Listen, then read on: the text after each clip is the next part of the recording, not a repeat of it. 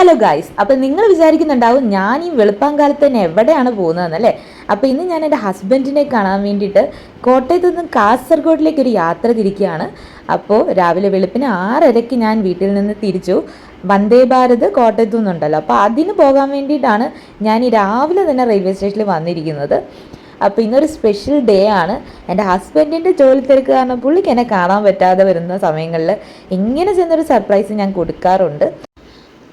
അങ്ങനെ വന്ദേ ഭാരതിൽ നമുക്ക് വേണ്ടിയിട്ടുള്ള എല്ലാ ഫുഡും കാര്യങ്ങളും എല്ലാം അവർ പ്രൊവൈഡ് ചെയ്യുന്നുണ്ട്. ടിക്കറ്റ് ഫെയർ എന്തോ 1400 സംതിങ് എങ്ങാണ്ടായിരുന്നു എനിക്ക് ചാർജ് ആയത്.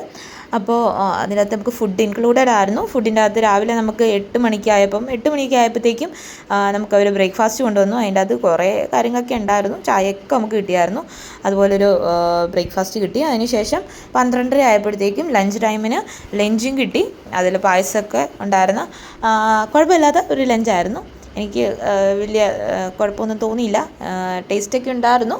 ഒരുപാട് കറികളൊന്നും ഇല്ലെങ്കിൽ പോലും അത്യാവശ്യം ആവശ്യമുള്ള കറികളുണ്ടായിരുന്നു.